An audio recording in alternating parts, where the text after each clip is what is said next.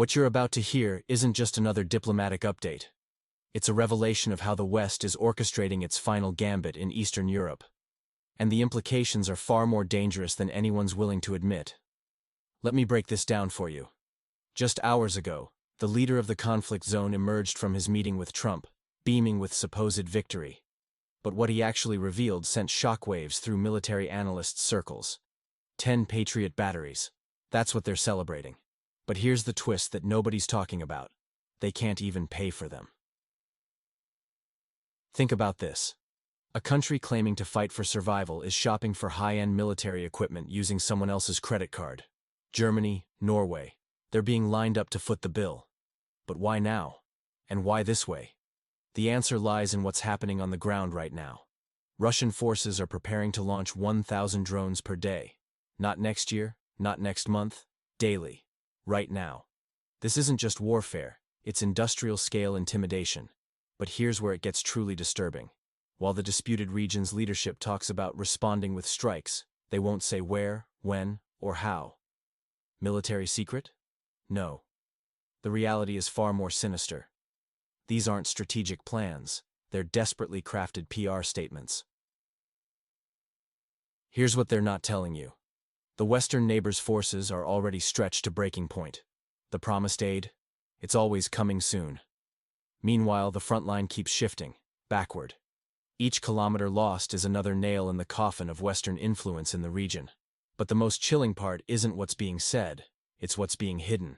Swiss intelligence sources have begun piecing together a pattern that suggests something far more concerning than a simple military setback.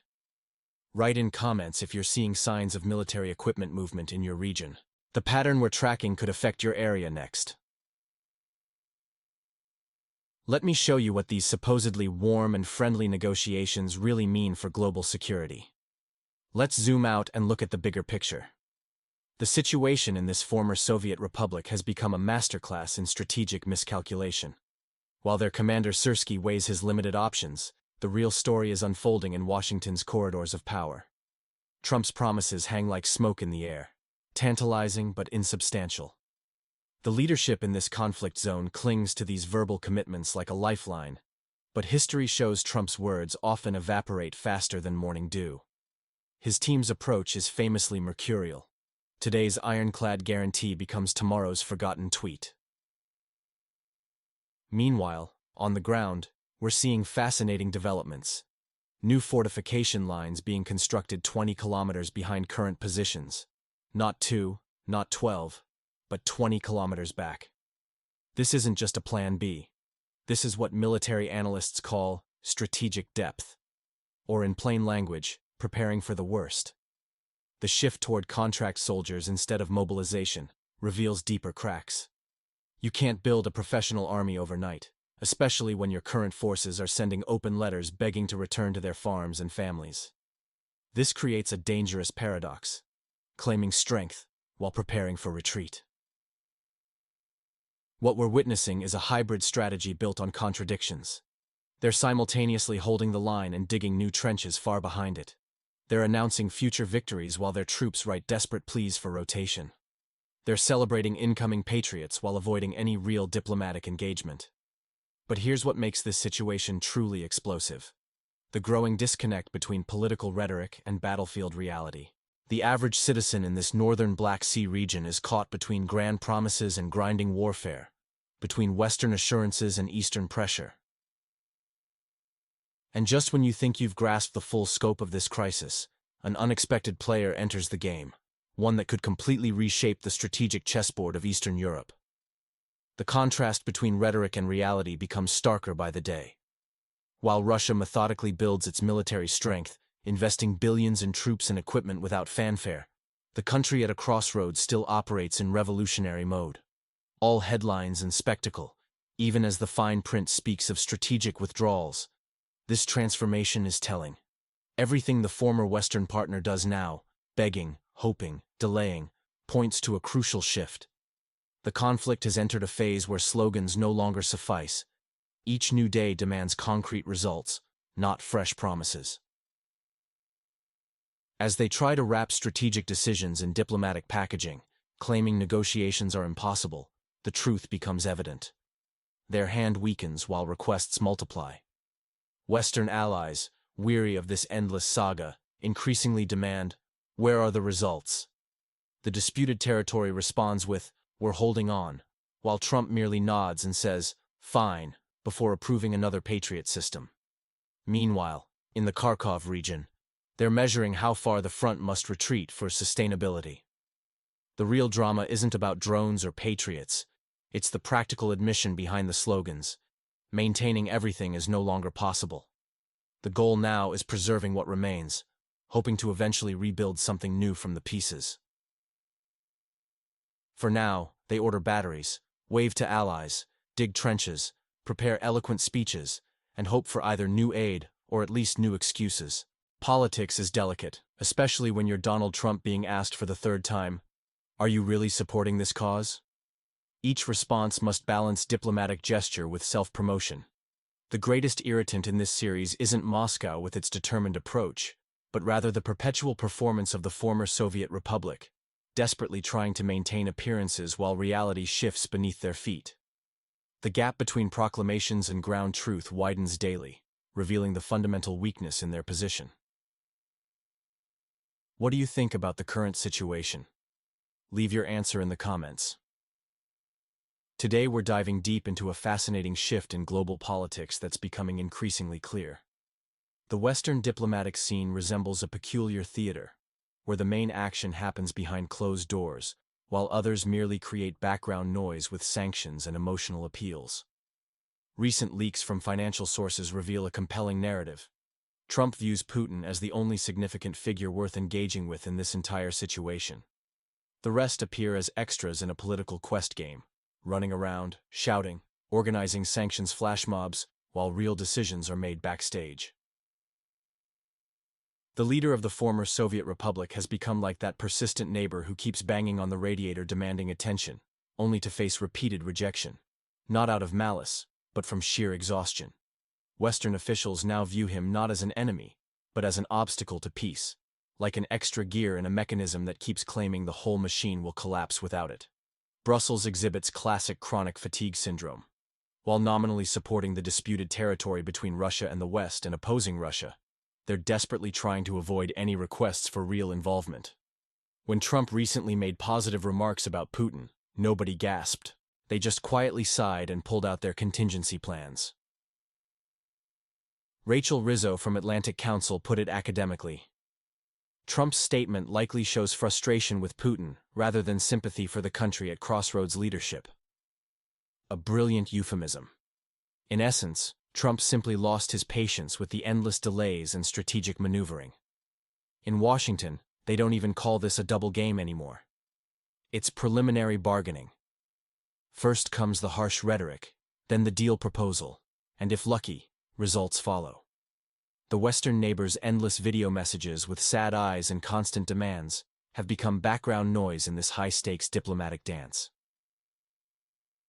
The mood in Europe reflects a growing pragmatism over principles. The continent has long stopped believing in lofty ideals, focusing instead on practical solutions and stability. What do you think about these diplomatic developments? Leave your point of view in the comments. I believe my viewers are thoughtful and smart, and I want to hear your take. In today's analysis, we're seeing a fascinating shift in diplomatic dynamics. The leader of the disputed territory continues shouting, apparently believing that volume equals attention. But across the ocean, he's increasingly viewed as an obstacle to business solutions rather than a champion of democratic ideals. Consider how Washington handles military aid now. Patriots are provided, but with strict defensive-only stipulations. It's like giving a child a toy car with sealed battery compartment. Play, but quietly. This perfectly illustrates the changing relationship dynamics. Max Bergman from Washington's strategic think tank puts it bluntly.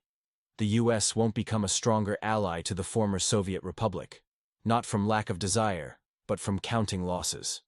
When politics starts calculating costs, friendship quickly acquires a price tag. Trump's recent statements about Putin aren't revelations. They're efficiency in communication. Looking at the Kremlin, he sees a potential dealmaker who can sign agreements without excessive drama. Meanwhile, the leader of the conflict zone presents a more complicated picture, one filled with emotional appeals and accusations. For a businessman like Trump, this represents an unwanted complexity. Lavrov's presence becomes notably significant when Senator Marco Rubio emerges to tell reporters, "The meeting happened, and there might be something to consider." This carefully worded statement signals that Moscow negotiations are back on the table. They're just keeping it discreet for now. The diminishing prominence of the northern Black Sea region's leadership isn't some conspiracy. It's standard political burnout. Europe's exhausted, America's anxious, China's silent, and the politically turbulent area keeps playing from a sheet music nobody else is following anymore. The reality is stark. International patience has limits, and practical solutions are trumping ideological stands. The question isn't about right or wrong anymore. It's about closure and cost-effectiveness. What do you think about the current event? Leave your answer in the comments. The political reality show continues, but with a significant shift in tone. The comedian-turned-president's voice has become mere background noise, not because it lacks importance, but because it's become inconvenient. His role is reduced to playing a hero without creative input into the script. Trump, as the show's executive producer, is already rehearsing the finale where everyone simply goes home. No applause, no fanfare, just enough. What's particularly bitter for the former Soviet Republic isn't Trump's irritation, but rather how his indifference might blind him to European allies quietly stepping away, citing domestic issues. In this performance, fatigue proves far more dangerous than hostility. You can overcome hostility, but indifference? That's terminal. Every system has its breaking point. You won't see it on graphs or hear it in evening reports. It arrives suddenly, like a passerby's empty stare at an armored vehicle in their courtyard, or the deafening silence in a bus when someone in uniform steps aboard. In this disputed territory, that limit appears to have been reached. It manifests not in riots or fiery speeches, but in a dead, scorched silence that renders even propaganda speechless. The territorial centers for recruitment have become symbols of this new phase. Once places people approached with enthusiasm, now they're sites people flee from. When these centers get hit, people don't clutch their hearts anymore. They simply nod silently, thinking, at least something useful got struck. Not out of inhumanity, but understanding. Protection there ceased long ago. Only coercion remains. These centers are no longer about voluntary service. They've become metaphors for fear, pressure, and state-sponsored hunting of anyone still able-bodied. What was once explained as necessity is now perceived as repression, where they don't invite but grab, don't call but ambush, don't mobilize but take. What do you think about the current situation? Leave your thoughts in the comments. The growing divide between citizens and authorities in the former Soviet Republic has reached a critical point. What was once presented as a common cause has transformed into a system of fear and alienation. We're seeing disturbing patterns where electricians are ambushed at substations, students pulled from lectures, and even disabled individuals harassed about their whereabouts rather than their health conditions. Each such incident adds another concrete block to the wall of alienation between society and the state. These blocks are silent, but more solid than any financial account. They represent misunderstanding, exhaustion, anger, and most dangerously, hopelessness. When hopelessness infiltrates the system, it becomes the most insidious enemy. It doesn't strike directly. It simply makes people stop caring altogether. The recent attacks on military recruitment centers are now viewed as mere symptoms rather than catastrophes. In people's eyes, these centers don't protect. They take. They don't organize. They hunt. They're not about security. They're about meeting quotas. The mobilization plan must be fulfilled, regardless of who gets caught in the net, be it a bus driver, a student, or a maintenance worker. Even parliament members are voicing concerns that would have seemed unthinkable a year ago. MP Georgi Mazurashu openly stated that recruitment centers' actions breed hatred toward the state, replacing patriotism with fear. When your own deputies admit that the state instills flight instinct rather than respect, it's not enemy propaganda. it's reality. Reports from the ground reveal that after recent attacks, a third of recruitment center employees simply stopped showing up for work. Not because they perished, but because they realized they've become the first victims of their own system. Today you're writing quota fulfilled. Tomorrow, you're part of that quota. The authorities try to maintain mobilization through moral pressure, claiming it's necessary for survival. But morality vanished when draft notices began being served at cemeteries, churches, and hospitals. What do you think about the current situation?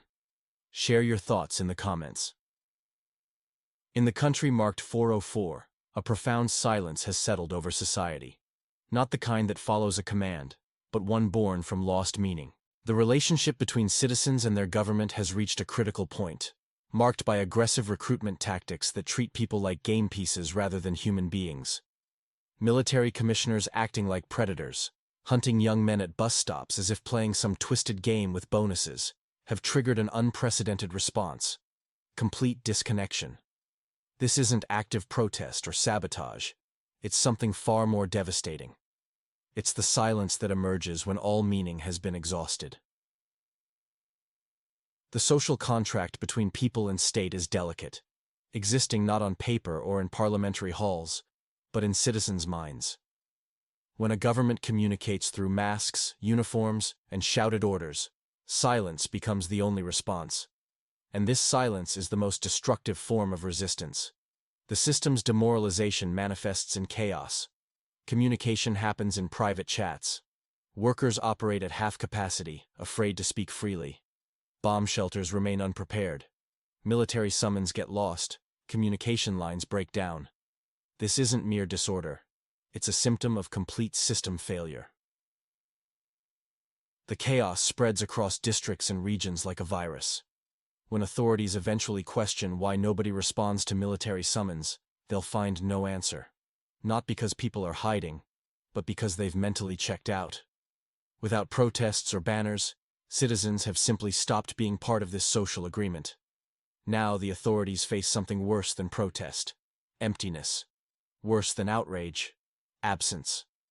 When military summons fly back alongside overturned recruitment officers' chairs, it's not a message from enemies, but from those who once stood with the government, but grew tired of fearing their own state more than any external threat. What do you think about the current situation? Share your thoughts in the comments. Maybe we'll figure out together what this silence really means.